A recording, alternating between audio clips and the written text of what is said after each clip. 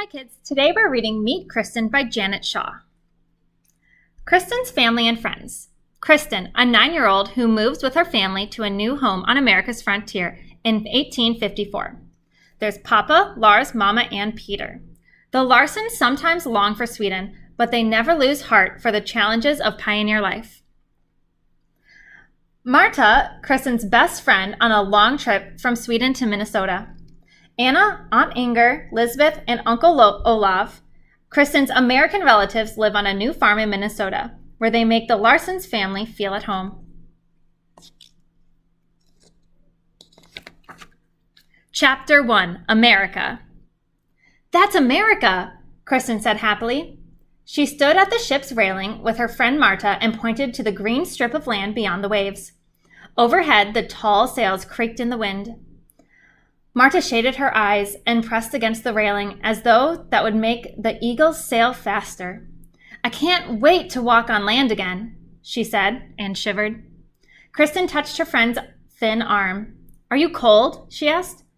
Let's go sit where the wind isn't so strong. She tucked her rag doll, sari, into her shawl and walked to the coil of rope that was as high as a barrel.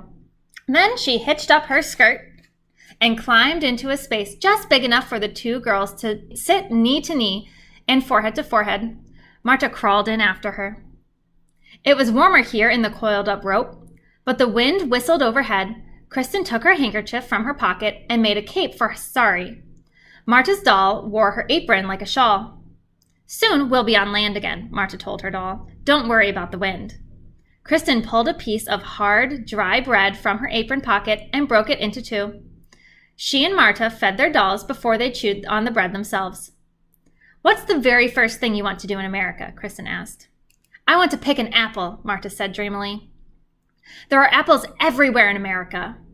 Apples? When Kirsten said the word, she could almost taste the crisp, delicious fruit. We'll pick cherries too, she said.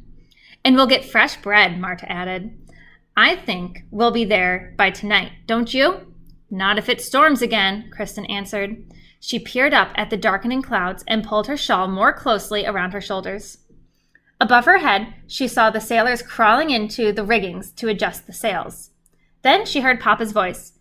Kirsten, where are you? He called. Kirsten stood and shouted, Here I am, Papa! Strands of blonde hair pulled loose from her braids and whipped across her cheeks when she raised her head above the ropes. Papa's black wool jacket flapped like a gull's wing as he crossed the deck. There's a storm coming, Papa said. It could be dangerous. The coast is rocky here and the wind is getting stronger. Papa lifted Kirsten out of the coiled rope and he pulled Marta out too. Come below where we'll be safe, he said. The clouds rolled like water boiling in Mama's black iron pot. The tops of the waves turned white and crashed over the sides of the ship. They dashed onto Kirsten's boots as she scrambled towards the opening into the hold. Hurry, Papa said. He held tightly to Kirsten and Marta's hands. As Kirsten climbed down the ladder into the hold, her spirits sank. Of course she didn't want to be washed overboard by the waves, but it was awful to stay in this small room below the deck. For more than 2 months, 20 Swedish families had been cramped together here. Each family shared 1 or 2 of the bunks that lined the walls, and everything they owned was stored in large trunks which stood at the end of the bunks. The air smelled sour now, and it would be worse when people got seasick. No fresh air could come in when the sailors locked the trap door against the waves. And the hold was dark, even in the middle of the afternoon. Just 1 oil lantern swung and sputtered over some tables in the middle of the room. Kirsten could barely see Mama, who was lying on her side in the narrow bunk she shared with Kirsten.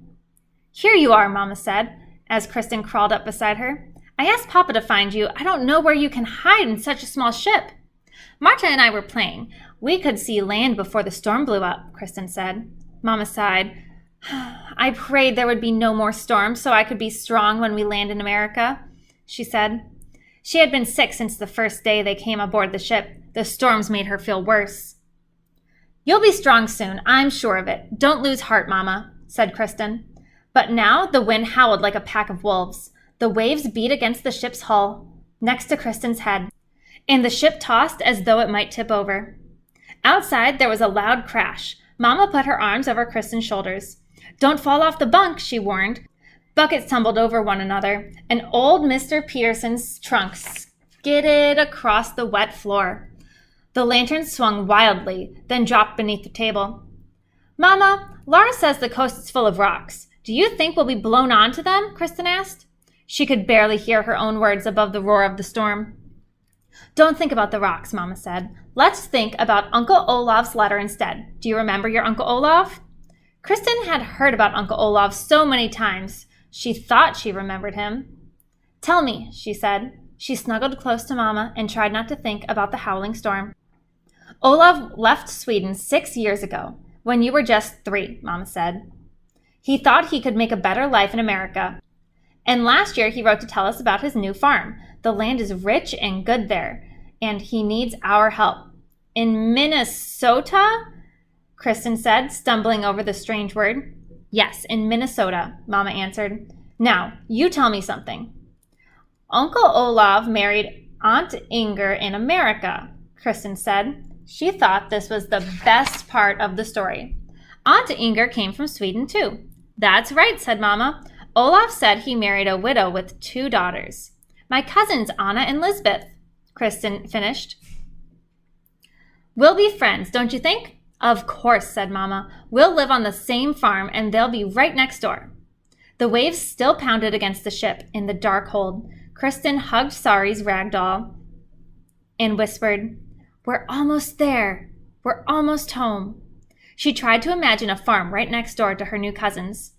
She hoped this American home would be just like the one she left in Sweden, with the maple tree by the door. When the storm finally passed, Kirsten felt like the barn cat she'd once fished out of the well.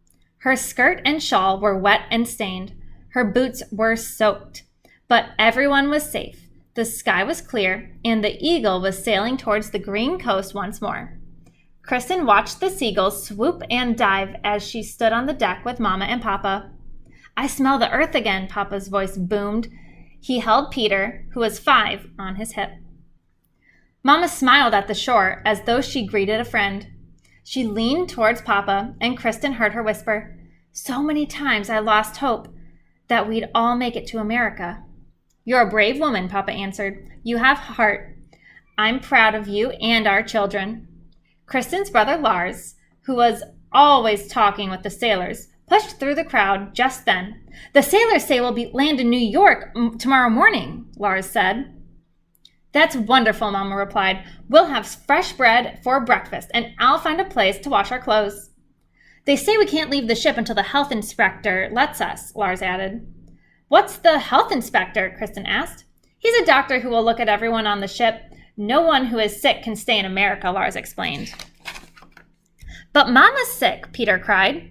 He held out his arms, and Mama hugged him. "Mama has only been seasick," Papa said in his deep voice. "Almost everyone gets seasick on the ocean. The health inspector looks for illness like typhoid and cholera, illnesses that kill people." "No one on our ship has cholera," Lars said. "That's right," Papa replied. "You see, Peter, we don't need to worry. Let's see you smile again. Tomorrow we'll be in New York, and then I'll start our journey to Minnesota." When the Eagle finally docked in New York Harbor, and the health inspector said that they could leave the ship, Lars bounded down the gangplank. Peter scrambled right behind him. Mama and Papa went next, then Kirsten. She held Sari tightly. Kirsten was bursting to run towards the circles of the grass she saw near the docks. She was surprised when she stepped off the gangplank and the ground seemed to spin around her. In Sweden, it had been steady under her feet. Here in America, it swayed and rolled like the ship she had just left. She grabbed Papa's hand. "Why am I so dizzy?" she asked. "We're all used to the rocking of the ship," Papa answered. "Now we have to get used to dry land all over again." For a minute, Kirsten stood still. Then she turned and looked back at the Eagle. When they boarded the small ship, no one had known what to expect. There had been dangerous storms at sea. They had been sick, but at last they had arrived in America. What will happen now? Kirsten wondered. But she was more curious than afraid. On wobbly legs, she followed Mama and Papa up the path to the park near the dock. New York.